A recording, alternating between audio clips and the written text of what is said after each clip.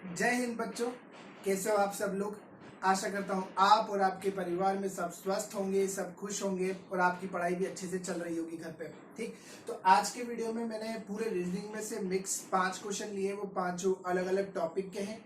तो आपको पता ही है कि वीडियो किस तरीके से बनेगा, आगे चलेगा। तो आप देखेंगे कि हर क्वेश्चन को मैं सॉल्व जब करूं उससे पहले एक इमेज आपके सामने पॉपअप होगी। वो क्वेश्चन जो होगा, तो आप सॉल्यूशन देखने से पहले उस क्वेश्चन को पहले खुद से जरूर अटेम्प्ट करना।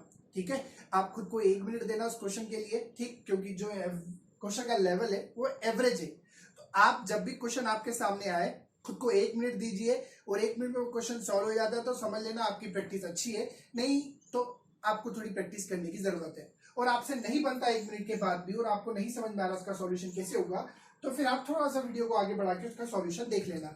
लेकिन बात सिंपल सी ये है कि आप बिना खुद से ट्राई करें उसका डायरेक्ट सॉल्यूशन मत देख लेना। ठीक है, और एक चीज और देखो, ये जितने भी क्वेश्चंस के फॉर्म में मैं जितने भी वीडियो बना रहा हूं, मैं बोल रहा हूं कि कुछ वीडियोस कंप्लीट होने तक, 15 से 20 वीडियो कंप्लीट होने तक पूरा कोर्स आपका कंप्लीट हो जाएगा। क्वेश्चन बेसिस पे ही हर कंसेप्ट कवर होगा इसके अंदर। तो आपको जो भी चीज नई सीखने को मिले तो आप उसको कॉपी में जरूर नोट डाउन करें। ठीक है, तो आज के पहले क्वेश्चन की तरफ चलते हैं।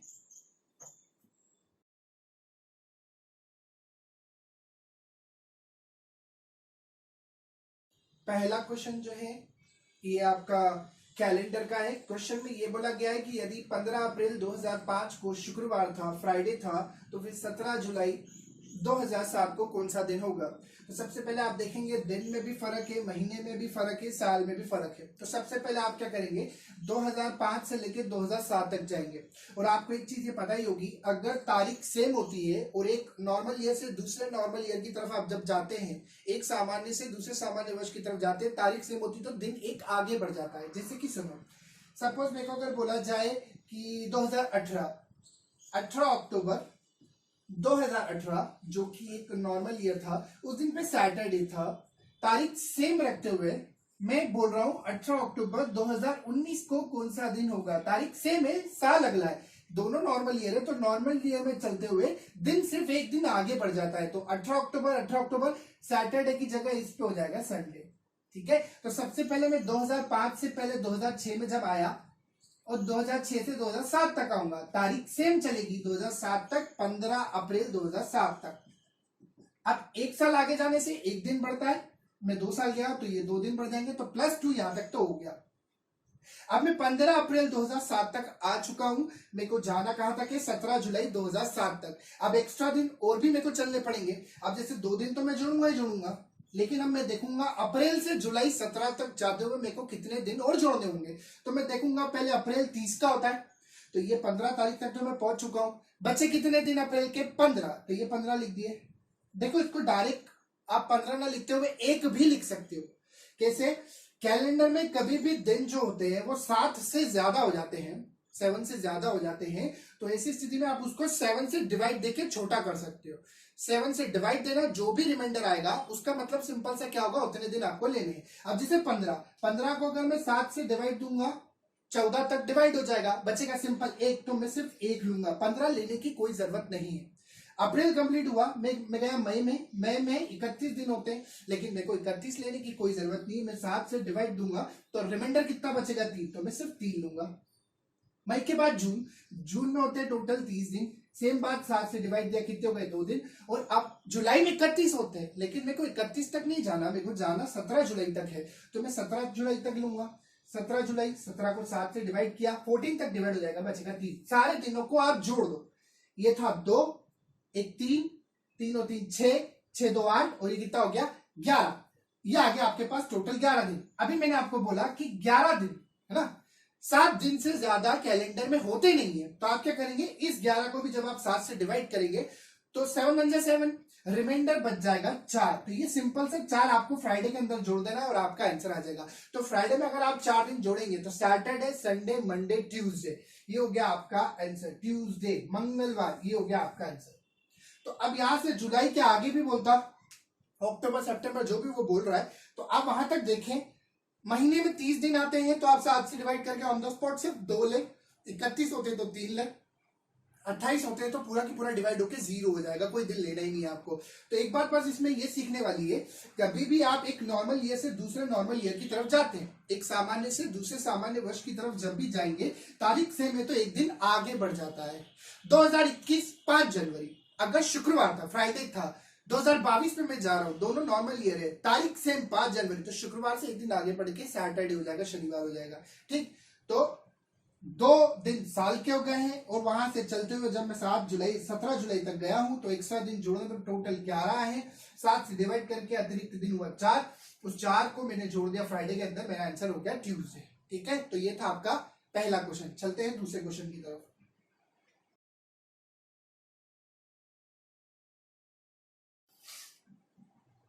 देखो ये है आपका क्वेश्चन नंबर दूसरा, जो कि सीरीज का है, श्रृंखला का है।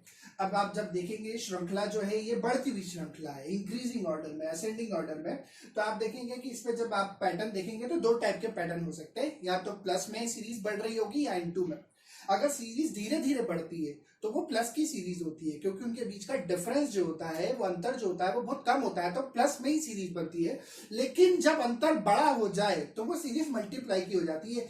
शुरुआत का नंबर 12, आखिरी वाला 1645, ये डिफरेंस बहुत बड़ा है, तो ऐसी स्थिति में ये इंटू वाली सीरीज होगी। और मैं इंटू से ट्राई करता हूं, पहले 2 नंबर पर फोकस करते हुए।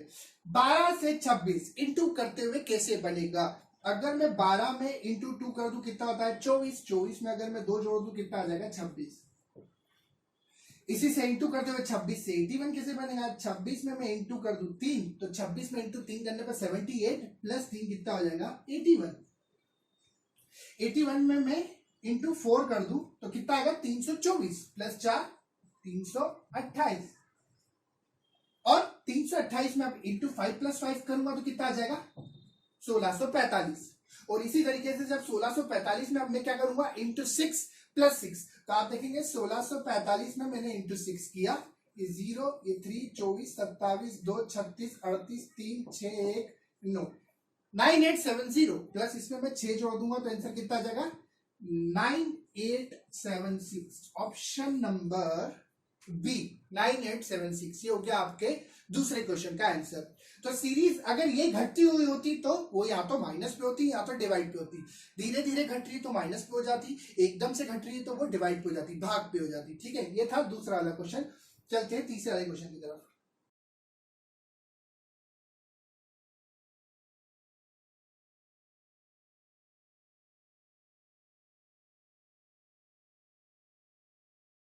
देखो तीसरे वाले क्वेश्चन में बोला है कि 8 से 9 के बीच में घड़ी के दोनों कांटे कब एक दूसरे के विपरीत होंगे, एक दूसरे के कब अपोजिट होंगे।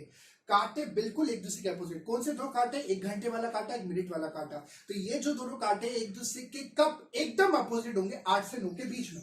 तो सबसे पहले तो मैं घड़ी बना देता हूं आपके सामने। देखो ये हो गया 12, ये होता है 3, ये होता है 9, ये होता है 6, 1, ये 2, ये हो गया 4, ये हो गया 5, 7, 8, 10 और 11।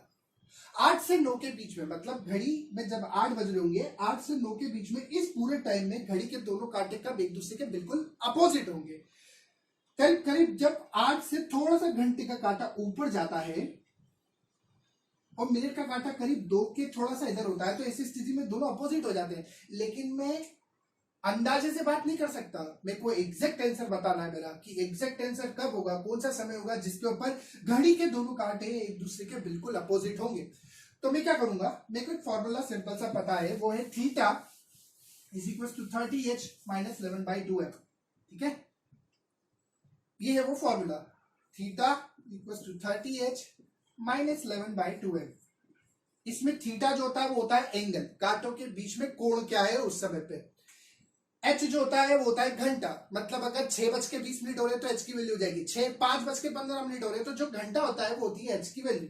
मिनट मतलब उस समय क्या मिनट हो रहे हैं, 5:15 मिनट की वैल्यू 15, 5:17 मिनट की वैल्यू 17। अब सुनना, 8 से 9 के बीच में घड़ी के कांटे कब विपरीत आएंगे वो हमें नहीं पता, लेकिन ये पता है जब भी विपरीत होंगे, जब भी अपोजिट होंगे, उन कांटों के बीच का कोण क्या होगा? 180 डिग्री। कांटों के बीच का एंगल क्या होगा? 180 डिग्री, क्योंकि कांटे ऐसी पोजीशन में होंगे एकदम अपोजिट, तो उनके बीच में एंगल हो जाएगा 180 डिग्री। तो मेरे को थीटा पता चल गया, जो कि कितना हो गया? 180 डिग्री। अब 8 से 9 के बीच में मैंने जैसे बताया 8:10 के अप्रॉक्स कुछ समय हो रहा होगा, तो मेरे को तो नहीं पता कि एग्जैक्ट मिनट क्या होगा, लेकिन मेरे को ये पता है 8 से 9 के बीच में 8 के समथिंग कुछ हो रहा होगा। और मैंने आपको बोला जो घंटे की वैल्यू होती है वही एच की वैल्यू होती है, तो एच की वैल्यू मेरे को पता कितनी होगी 8, ये पता है ये निकालना निकल जाएगा इजीली। थीटा की वैल्यू कितनी हो गई 180, 13 टू एच की वैल्यू हो गई 8 मतलब 11/2m। ठीक, इसको जब मैं आगे सॉल्व करूंगा तो देखूंगा ये हो जाएगा 240, 80 उधर 180 माइनस में हो जाएगा, तो 11/2m माइनस का इधर आ गया 240 माइनस 180, इन दोनों को सॉल्व करोगे तो कितना आ जाएगा 60, तो 11/2m बराबर हो जाएगा 60 के। ये 2 ऊपर जाएगा 11 नीचे आएगा, तो m की वैल्यू कितनी हो जाएगी 120/11, 120/11। ये क्वेश्चन देखो मैंने क्यों लिया है और जान करके मैंने ऐसा आंकड़ा बिठाया है जो 120/11 है। क्यों, देखो इसमें बहुत सारे बच्चों ने गलती करी होगी, इसमें आंसर उन्होंने टिक कर दिया होगा शायद ऑप्शन ए में दिया हुआ है 8 सहित 10/11, 110/11, लेकिन ये उत्तर गलत है। इसका आंसर है ऑप्शन नंबर सी। क्यों गलत है और क्या गलती करी होगी आपने, थोड़ा सा ध्यान से देखना।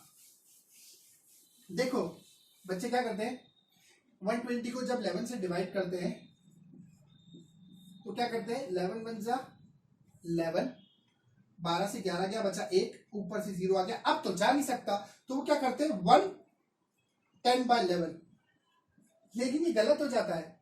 इस स्टेप में ऊपर से कैरी आया है तो मेरे को इस स्टेप को आगे बढ़ाना पड़ेगा, जब तक कैरी आता है उस स्टेप को मेरे को आगे लेके जाना पड़ता है। कैरी मतलब ऊपर से जो नंबर आ रहा है, कैरी मिलाती नहीं है ना, ऊपर से जब तक नंबर आएगा वो स्टेप मेरे को आगे लेके जाना पड़ेगा। तो यहाँ पे जैसे मैंने देखा 10 है, अब ये स्टेप हो सकता है वहां से एक और कैरी आ जाए, तो इस स्थिति में मैंने क्या किया 11 0 ये हो गया 10। अब ऊपर से क्या कोई कैरी आया क्या, नहीं बिल्कुल नहीं आया। अब यहाँ पे जाके कंप्लीट हुआ तो आंसर हुआ 10 सहित 10/11। ये वैल्यू किसकी हुई, एम की। एच की वैल्यू मेरे को पहले से पता थी, एच की वैल्यू कितनी 8 सहित 10/11, ये हुआ आपका आंसर। तो थोड़ा ध्यान रखना, ये मत कर देना कि भैया यहीं पे इसी स्टेप पे आप उसको ऐसे की ऐसे रोक दो और बोलो कि अच्छा ये तो कंप्लीट हो गया, आगे तो सॉल्व होगा नहीं और आगे कोई कैरी भी नहीं आने वाला है, तो ऐसी स्थिति में आप इसको लिख दो 1 सहित 10/11, क्योंकि एग्जामिनर को भी पता है कि आप ऐसी गलतियां करोगे, इसके कारण उसने एक ऐसा ऑप्शन बना के दिया, ऑप्शन ए 8 सहित 8:01 सहित 10/11। तो ये थोड़ा सा ध्यान रखना, और आप खुद ही समझ जाते कि ऐसा होगा नहीं, इस समय पे तो घड़ी के कांटे एक दूसरे के अपोजिट होंगे नहीं। क्यों ऐसा बोल रहा हूं, थोड़ा सा देख लो, 8:01 सहित समथिंग है, मतलब 2 मिनट मान लो, चलो आप दोनों समय को मैं दिखा देता हूं। देखो ये 12 6 3 9 1 2 4 5 7 8 10 11, चलो ठीक है आपने कोई गलती कर दी कैलकुलेशन में, लेकिन मैं उसको दिखा देता हूं, आपको दिखना चाहिए कि वैसा होगा भी नहीं। 8 आपने ऑप्शन जो है पहला वाला टिक किया 1 सहित, 1 मिनट का होगा, 1 मिनट होगा यहाँ पे, 12 से थोड़ा सा आगे पे जाओगे तो 1 मिनट होता है। अब बताओ ये क्या कांटे के एक दूसरे के अपोजिट है क्या, नहीं है। और दूसरा जो असल आंसर है इसको भी चेक कर लो, 10 सहित 10/11, 10 मिनट होते 2 पे, मतलब मिनट का कांटा 2 से थोड़ा सा आगे होगा, और घंटे का कांटा 10 मिनट हो चुकी है तो 8 से थोड़ा सा आगे होगा। अब देखो ये अप्रॉक्स बिल्कुल दिख तो रहा है 180, तो थोड़ा सा ध्यान रखना, आपका जो पहला उत्तर आता है उसको थोड़ा सा इमेजिन करके देख लेना कि कैसा वैसा वो पॉसिबल है कि नहीं, लेकिन कैलकुलेशन अच्छी स्ट्रांग है तो फिर तो वैसी दिक्कत होने नहीं वाली है। ठीक है, अगले क्वेश्चन की तरफ चलते हैं, चौथे क्वेश्चन की तरफ।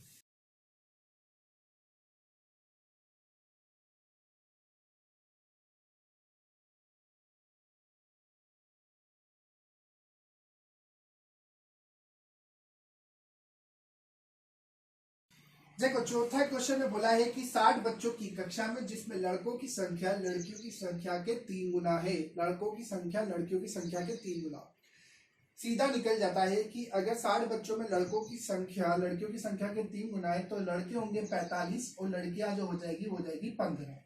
लेकिन ये डायरेक्ट जिससे नहीं निकला हो उसके लिए मैं बता देता हूं, आप क्या करेंगे, लड़के और लड़कियां बॉयज प्लस गर्ल्स टोटल मिला के कितना बोला है 60, उसमें बोला लड़कों की संख्या मतलब बॉयज की वैल्यू जो है लड़कियों की संख्या के 3 गुना है, तो 3G, बॉयज की वैल्यू 3G के बराबर होगी।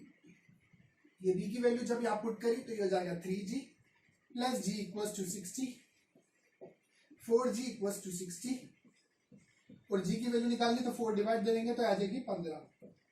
लड़कियों की वैल्यू 15 आ गई। इस 15 को जब मैं यहाँ पुट करूंगा तो 3 इंटू 15 कितना हो जाएगा 45। लड़कों की संख्या कितनी आ जाएगी 45।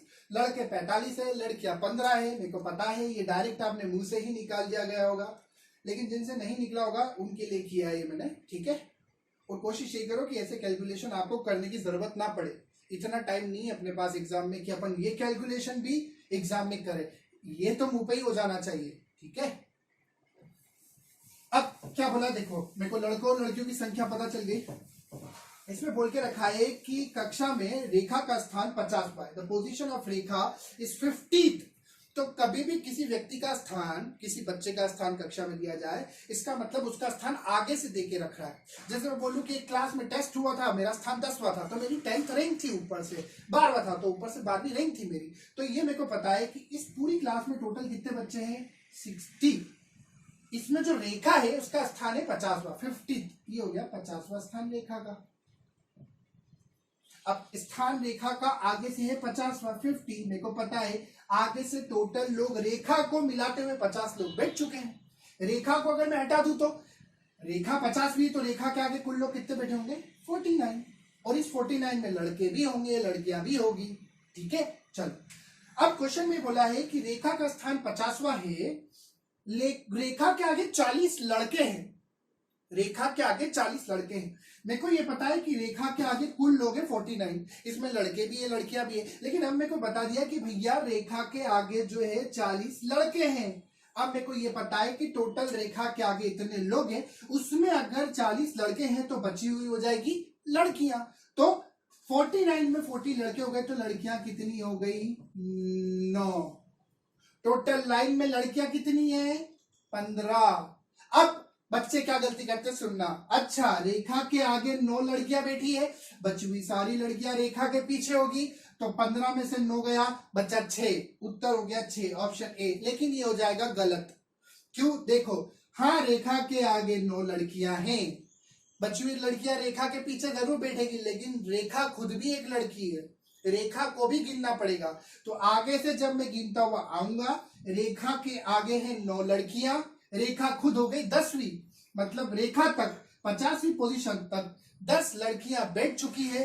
टोटल कतार में है 15 लड़कियां, 10 रेखा तक बैठ चुकी है, बची हुई सारी रेखा के पीछे होगी, मतलब 10 बैठ चुकी है तो बची कितनी 5। तो रेखा के पीछे लड़कियां जो है वो है 5, ऑप्शन बी हो गया आपका आंसर, ठीक है। और यही अगर क्वेश्चन में पूछ लेता कि रेखा के पीछे लड़के कितने हैं, तो मैं क्या बोलता, टोटल रेखा के आगे 40 लड़के हैं, लाइन में 45 है, 40 आगे तो बचे हुए पीछे हो जाएंगे, 5 लड़के हैं रेखा के पीछे, ठीक है। लेकिन पूछा लड़कियों के बारे में क्या है, तो रेखा के पीछे 5 लड़कियां हो गई। ये था क्वेश्चन नंबर 4। चलते हैं 5th के ऊपर।